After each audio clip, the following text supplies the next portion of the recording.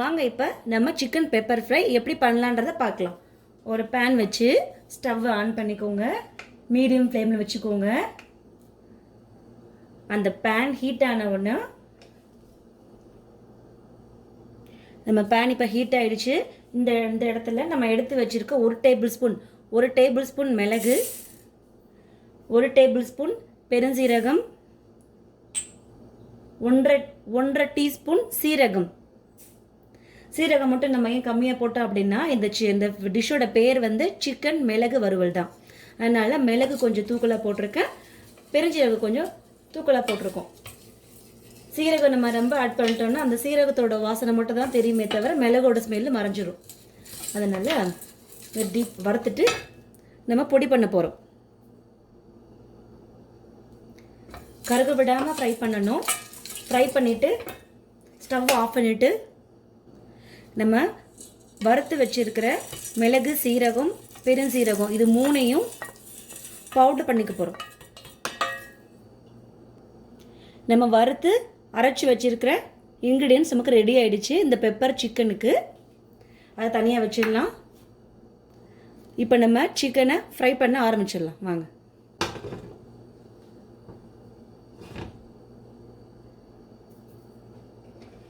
Stove on பண்ணிவிட்டு medium ஃப்ளேமில் வச்சுக்கோங்க. வச்சுட்டு நம்ம எடுத்து வச்சிருக்கிற இந்த தேங்காய் எண்ணெய் 2 டேபிள் ஸ்பூன் தேங்காய் எண்ணெயை அதில் ஆட் பண்ணுறோம்.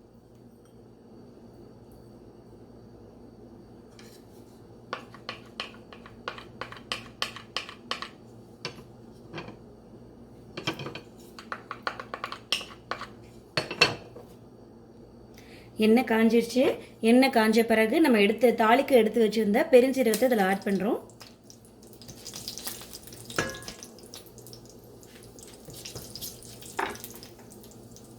பெருஞ்சீரகம் வெடிச்சிருச்சு. இப்போ நம்ம எடுத்து வச்சிருக்கிற கறி லீஃபில் நான் பாதி ஆட் பண்ணுறேன் தாளிக்கிறதுக்காக.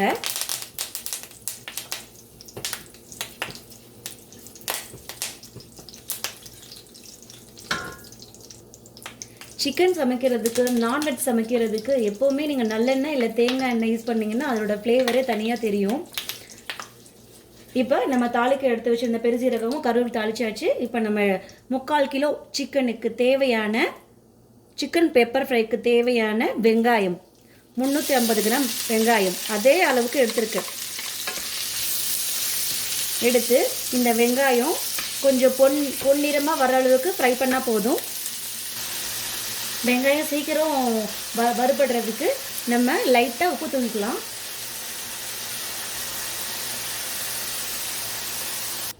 பாருங்க, நம்ம வதக்கி வச்சிருக்க வெங்காயம் பார்க்கறதுக்கு எவ்வளோ அழகாக இருக்குன்னு. ரோஸ் கலரில் மாறினதுக்கப்புறம் நம்ம எடுத்து வச்சிருக்க இஞ்சி பூண்டு பேஸ்ட்டை ஆட் பண்ணுறோம். இஞ்சி பூண்டு நான் பேஸ்ட் பண்ணலைங்க, தட்டி வச்சிருக்கு. ஆப்ஷனல் தான், உங்களுக்கு தேவையான பக்குவத்தில் நீங்கள் பேஸ்ட் பண்ணிக்கலாம், தட்டி வச்சுக்கலாம். நான் எப்போவுமே மோஸ்ட்லி நான்வெஜ்ஜுக்கு, குருமாவுக்கு எல்லாத்துக்குமே வந்துட்டு இஞ்சி பூண்டை தட்டி தான் வைப்பேன். தட்டி வைக்கும் போது அதோட நேச்சர் ஃப்ளேவர் வந்து அப்படியே இறங்கிடும். இப்போ நம்ம இஞ்சி பூண்டு பேஸ்ட்டை ஆட் பண்ணதுக்கப்புறம் அந்த பச்சை வாசனை போனதுக்கப்புறம் நம்ம என்ன ஆட் பண்ணோம் அப்படின்னா நம்ம எடுத்து வச்சிருக்கிற இந்த 3/4 கிலோ சிக்கனை இப்போ நம்ம வதக்கி வச்சிருக்கிற வெங்காயத்தோடு ஆட் பண்ணுறோம். சிக்கனை தண்ணி இல்லாமல் ஆட் பண்ணுங்க, இல்லைன்னா அந்த வெங்காயம் ரொம்ப நிறைய போடுறதுனால வறுவல் வந்து ரொம்ப தண்ணி மாதிரி ஆகிடும். இப்போ நம்ம எடுத்து வச்சிருக்கிற இந்த சிக்கனை ஆட் பண்ணுறோம். அதுக்கு முன்னாடி நம்ம ஃப்ளேமை சிறுசாக வச்சுக்கோங்க.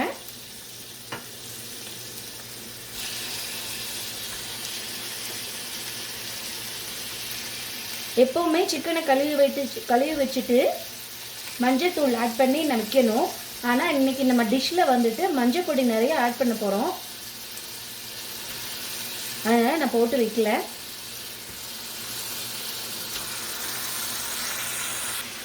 சிக்கனை போட்டதுக்கப்புறம் நம்ம எடுத்து வச்சிருக்கிற இந்த மஞ்சள் தூள் 1 டேபிள் ஸ்பூன் மஞ்சள் தூளை ஆட் பண்ணுறோம்.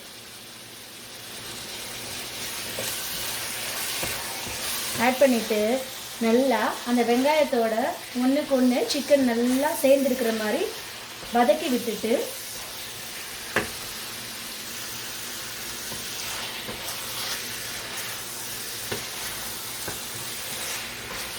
அந்த வெங்காயம் உடையாத அளவுக்கு சிக்கனையும் வெங்காயத்தையும் ஒன்றுக்கொன்று நம்ம மிக்ஸ் பண்ணி வச்சுட்டு, சிக்கனில் ஆல்ரெடி தண்ணி இருக்கும்.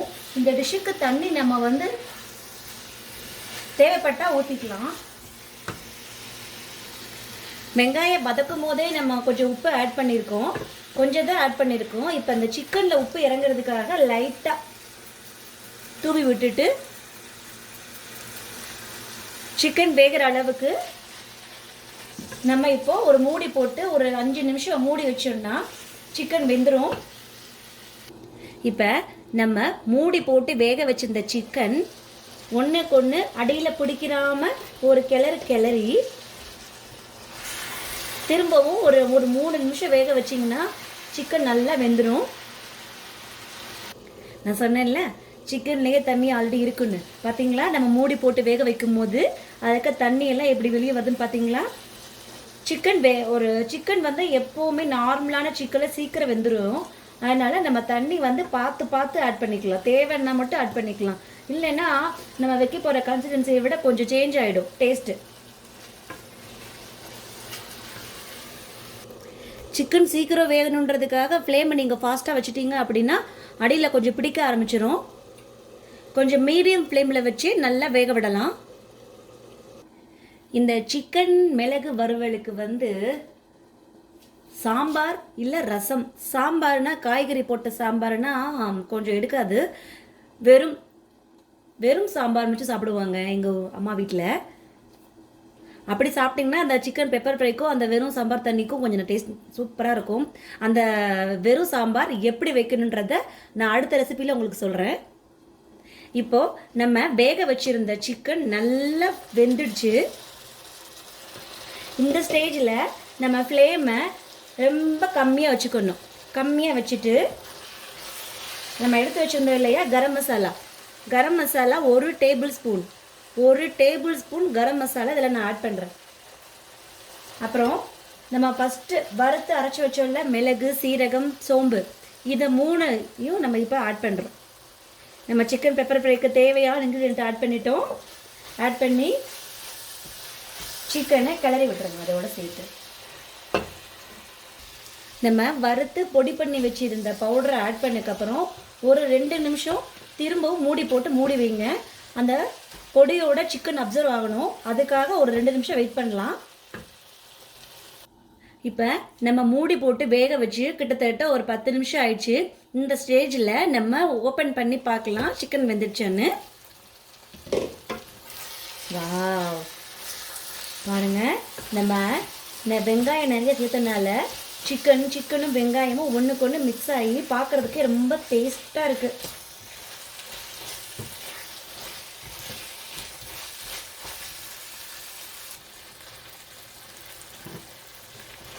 நல்லா நம்ம அடி பிடிக்காத அளவுக்கு கிண்டி விட்டுட்டே இருக்கணும்.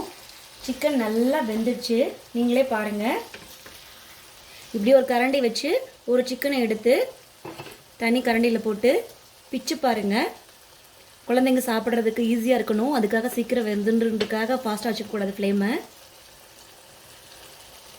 சிக்கன் நல்லா வெந்துருச்சு. நம்ம சிக்கன்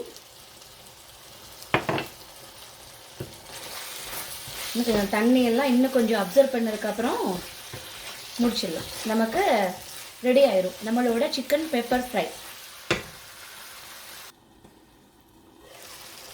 பாருங்க, நம்ம தண்ணி எதுவுமே ஆட் பண்ணாமையே அந்த சிக்கனில் உள்ள தண்ணியை மட்டுமே வச்சு நம்ம சிக்கனை நல்லா வேக வச்சாச்சு. இப்போது நம்ம எடுத்து வச்சிருந்த கருவேப்பிலையை ஆட் பண்ணிவிட்டு 1-2 பிச்சு போட்டுருங்க. பிச்சு போட்டுட்டு நம்ம ஸ்டவ் ஆட் பண்ணிட்டோம்னா ரெடி, சிக்கன் மிளகு வறுவல் ரெடி. இப்போது நம்ம எடுத்து வச்சிருக்கிற இந்த கொத்தமல்லி தலைகளை சுற்றி தூவி விட்டுறலாம்.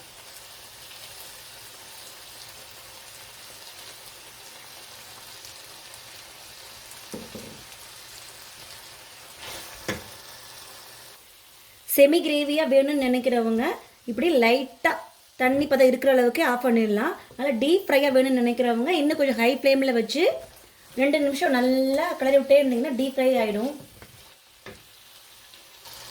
நான் இன்னைக்கு நம்ம வீட்டில் பருப்பு தண்ணிக்கு சைட் டிஷ்ஷாக இந்த பெப்பர் சிக்கன் ஃப்ரை வச்சுருக்கேன். முடிஞ்சிடுச்சு நம்மளோட சிக்கன் பெப்பர் ஃப்ரை. இப்போ நம்ம பிளேட்டில் வச்சு சாப்பிட வேண்டியதுதான். எண்ணங்கள் அழகானால் வண்ணங்கள் அழகாக தெரியும்.